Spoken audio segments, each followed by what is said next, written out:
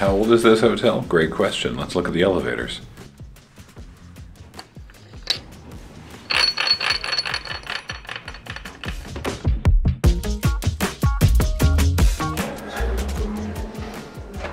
The elevator was full. Anyway, good morning.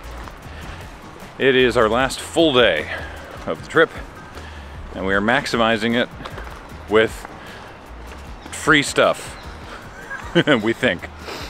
You know, the spending money is getting a little low, and so British Museum in the afternoon, because it's free. We were gonna do it in the morning, but turns out it's free, but still ticketed to avoid congestion. And so now we are on our way over to meet up with Anthony again, check out the Barbican Center, and then go for a walk past St. Paul's Cathedral and over the Millennium Bridge and to the Tate Modern, which is also free. All of that's free. I appreciate it. I was sending messages to my friend Michelle, and she's like, hey, well, enjoy the spoils of imperialism. And I was like, thank you, I will.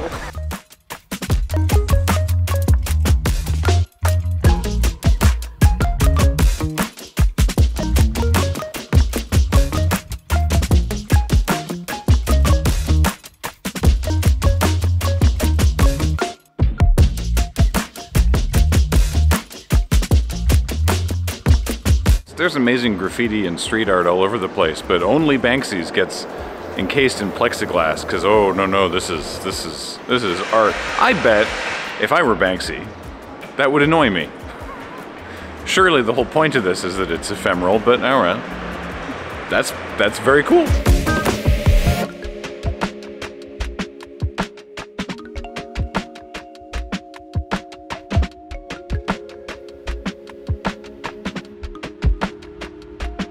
This is the coolest, just mid-century, brutalist complex I've ever seen, and I look forward to whatever Star Wars they're going to film here in the future. It's not like this is a hidden gem or something that's secret. I've just never been here.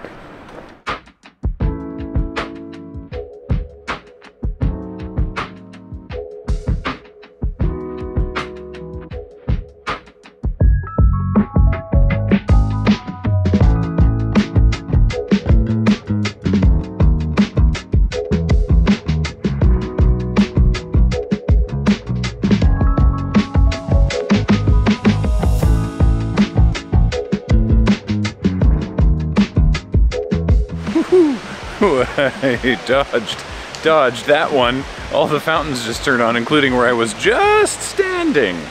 Oh boy, I got away with that. 10 a.m. or something? It's 10 a.m. Oh, All right.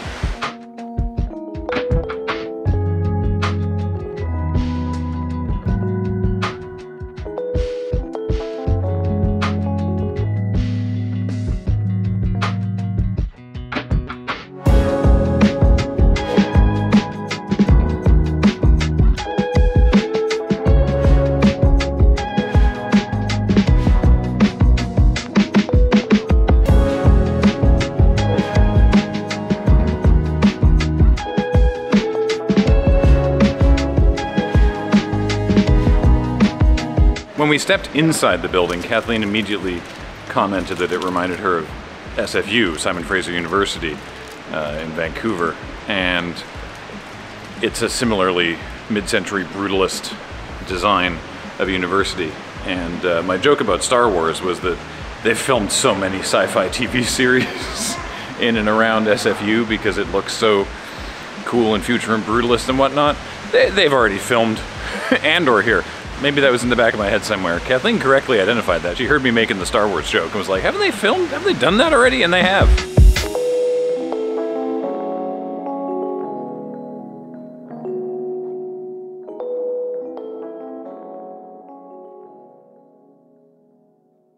That was really cool. That was awesome. Love that. So what we've done now is we've just come into an underground car park near the London Wall, because there's a section of Roman wall down here. I think it's down that end. What space was it? 50s? All right. Once again, I've done a crap job of formally introducing, but Anthony is back with us again today. Took the day off. Cheers. Appreciate it. Happy to have a local guide who reminded me, and I'd seen this video as well, that there's a car park which we're in. This is the London Wall car park. It runs sort of under the London Wall road. And there's one section of it that they're like, you can't park here. There's a 2,000-year-old Roman wall. I would say this is about a 4 on the chaos scale. They do have signage, but like they certainly don't make it easy to get down here.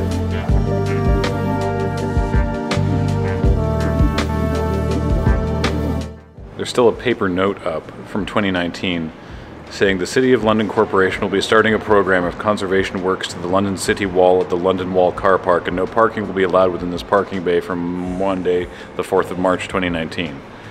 And they just haven't taken it down, even though they've put up all these cool glass panels.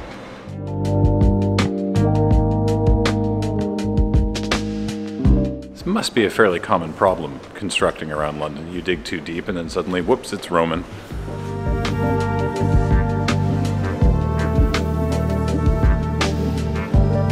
So based on our experience, if you want to see the London Wall car park, come to this door that says it's only for card holders.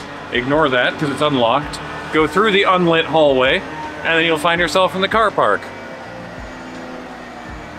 There you go. It's right beside this plaque. Behind me is St. Paul's Cathedral. And we're not even going inside, even though it is also free because there are simply too many things to do in London. But we're taking a look at it from the outside because this is a real big, impressive building. Thanks, St. Paul's. You keep on being you. Now, we're going to go across the Millennium Bridge to the Tate Modern to look at art and go to a cafe before we head over to the British Museum. I'm very badly lit in that shot, but that's fine.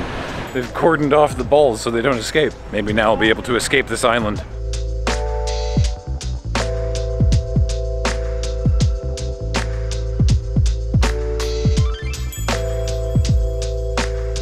What was that?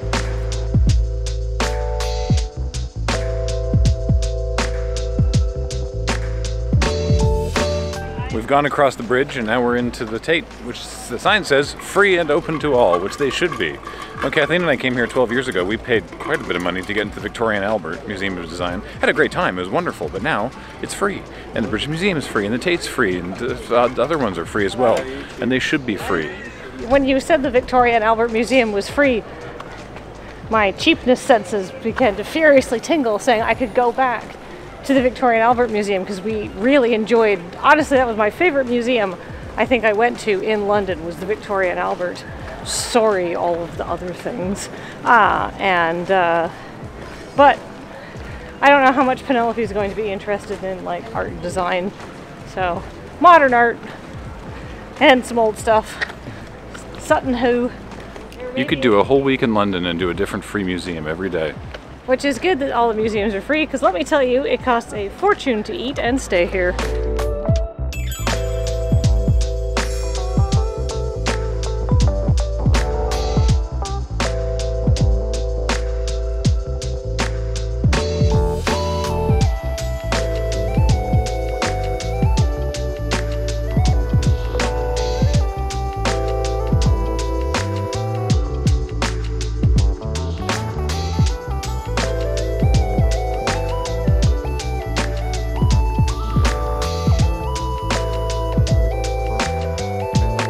So one of the sculptures we saw was called Sand.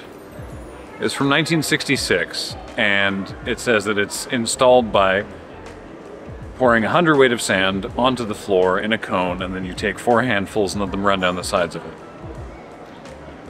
So obviously this is not the original, because that was from 1966. But the artist also died in 2009.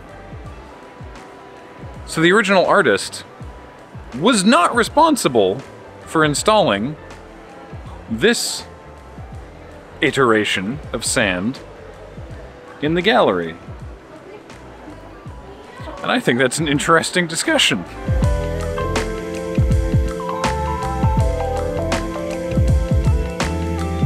This train terminates at Peterborough.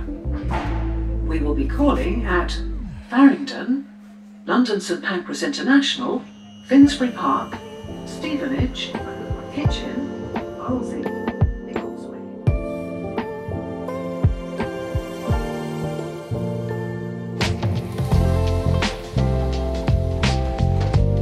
say this, fancy new looking station. It's looking very cool in here. Change for Central and Northern. Next station, Tottenham Court Road. Customer service update from Tottenham Court Road. Due to planned engineering, there is no service on the trams between Wimbledon and Threadnear Lane, and on the Bakerloo line between Stonebridge Park and Harrow and Littlestown, and the overground between Whittleston Junction and Watford Junction. In addition, there are minor delays on the Victoria line due to an earlier faulty train. There is, however, a good service being reported on the remainder of the network. Do they have an AI voice model of Kenneth Williams doing that announcement? I think these jokes are too old for even our audience, Graham. But maybe your mother would appreciate that. I hope she watches these. Is this a brand new train station? It looks it. It looks so new.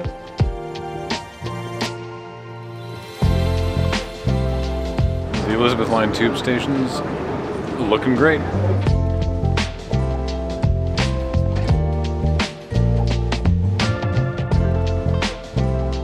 Right, so let's talk a little bit about the British Museum, just before we get too deep into it.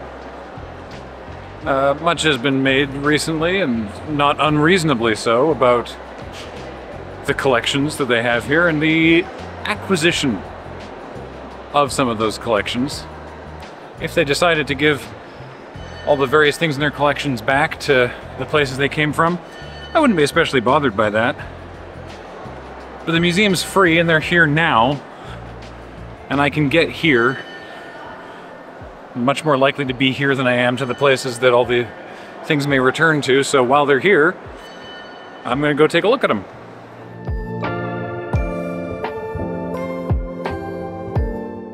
I haven't really recorded anything inside the museum on account of it's just not the same, and we've been busy and exhausted, but there's a lot of really neat stuff. Penelope was very excited to see the Egyptian wing and the mummies. I got to see the Sutton Hoo ship helmet again. We're gonna swing by the Rosetta Stone on the way out. As seen in Animal Crossing, that'll excite her. As seen in Animal Crossing, that's true. Like, you have to put it in context. Penelope was super interested in everything that came from the era of Stonehenge because it's seen Stonehenge. Stuff where she's like, I don't know who the Etruscans are, was less interesting to her for obvious reasons. Yeah, no, it makes sense. You know, so now we're having an extended sit in the amazing domed grand court that they did for the Millennium, and enjoying a coffee and whatnot from the cafe. Yep.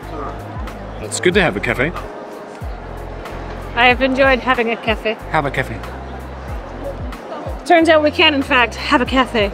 This is actually, some people talk about how there's certain line deliveries and whatever from Loading Ready Run that have sort of like crept into their everyday lives. This is one that we wrote, that Kathleen wrote specifically. That I insisted be delivered exactly so. That I do all the time. It's from the episode of Commodore Hustle where there's like people think there's a cryptid, and yeah, a picture of Paul goes viral and people think he's a cryptid, and somehow we get it into the idea that we could turn this into a money-making scheme, and we have these plans to put a cafe in the moon base. Yeah. I think, you know, we're sort of crazily talking about it. We'll put the cafe here. Right? Yeah, and it's you that delivers the line of like, no, we cannot have a cafe. Okay, first, no, we should not have a cafe. And it's just the very quick and like syncopated have a cafe. Yes. That just I found it very funny, and I still use it all the time. It's your fault. We sat in the cafe for so long they closed the museum. Oh well, it was a very nice sit.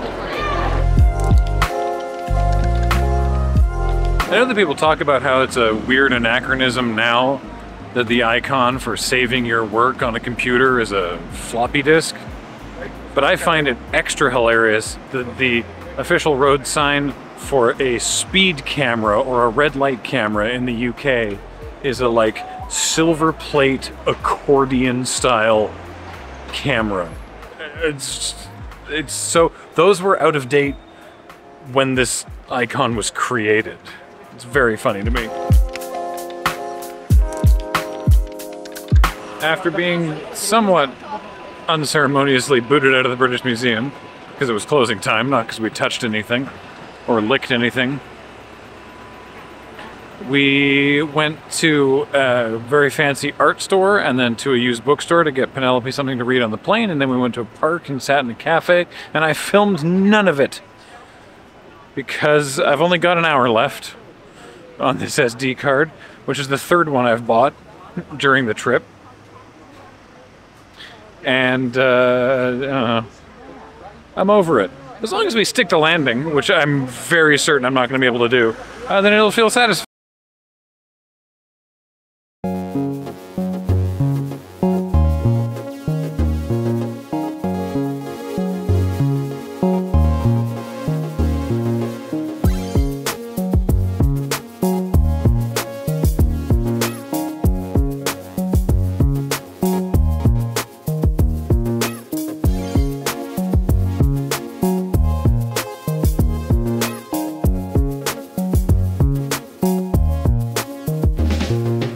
Morning. It's our last morning in England. We fly out this afternoon, and so we've decided to start the day with a full English, or I have anyway. We found a place that does breakfasts near us, and so we're chowing down on that. This is delicious. Kathleen was musing, why do people even go to Starbucks here? There's a Starbucks in this complex. Maybe the Starbucks is also better here. The people in the UK and Europe just have higher standards for food. We put up with a lot of crap in North America. It's so good. We've got just enough time before we have to pack and check out and get a train to the airport for one last little sneaky tourism. Turns out there's a farmer's market like 2 blocks from our hotel. Turns out the farmer's market is mostly food. So like we could have come here, but they aren't even open yet. Really, most of them are still setting up because the whole thing doesn't officially open until 9, which is 10 minutes ago. So, oh well.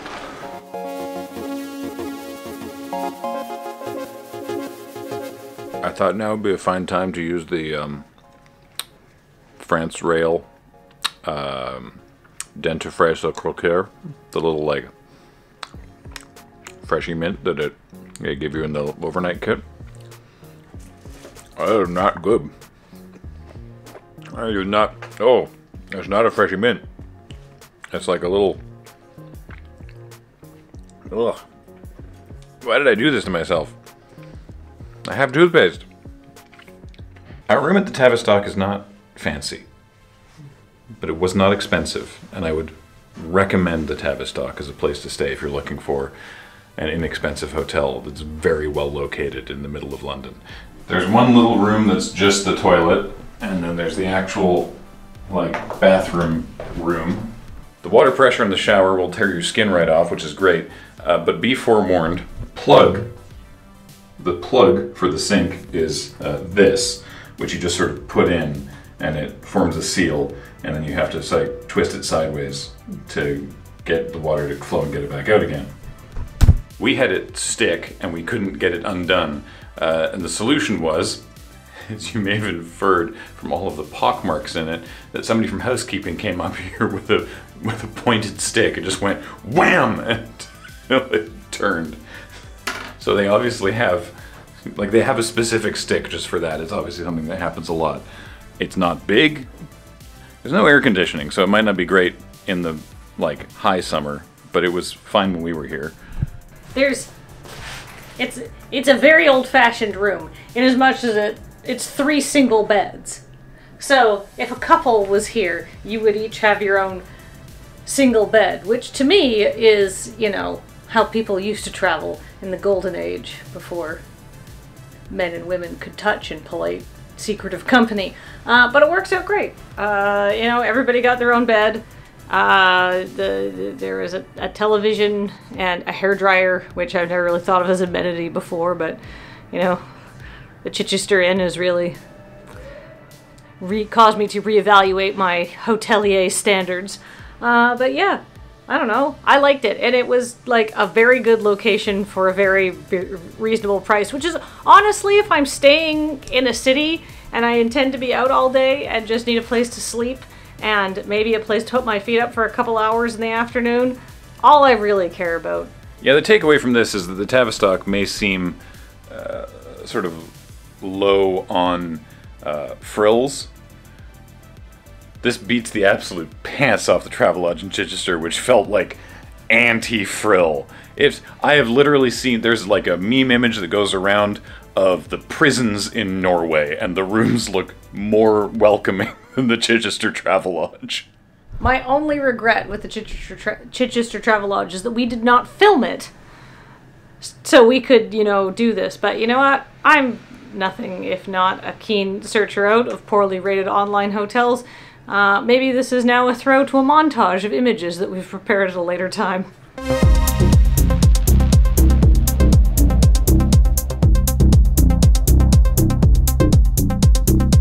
Annoyingly, we had to top up our Oyster cards by £5 via credit card just before leaving.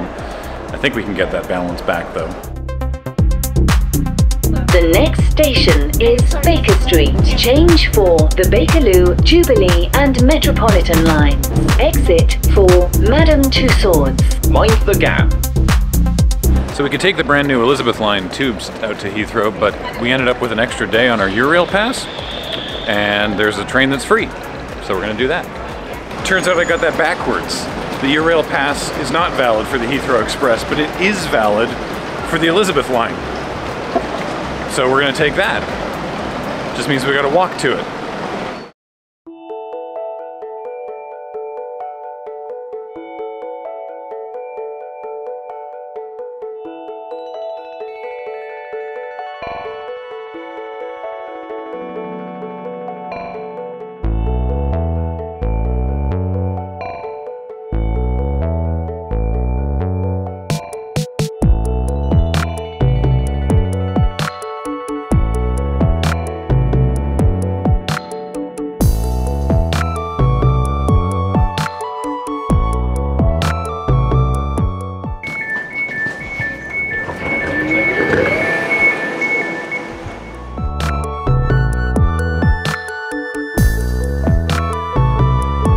Sweet! I got another coffee's worth of refund off my Oyster card. Me too. Is Heathrow the biggest airport we've ever flown through? Probably. Isn't Heathrow the biggest airport in the world? Let's look it up. I think it's the biggest airport in the world. Okay. It's certainly the busiest. I actually just looked it up. Largest airport by area, like physically largest, is somewhere in Saudi Arabia. Busiest airport? Number 2 is Heathrow. Number 1 is Dubai. Right. Still, this probably dwarfs O'Hare and LAX.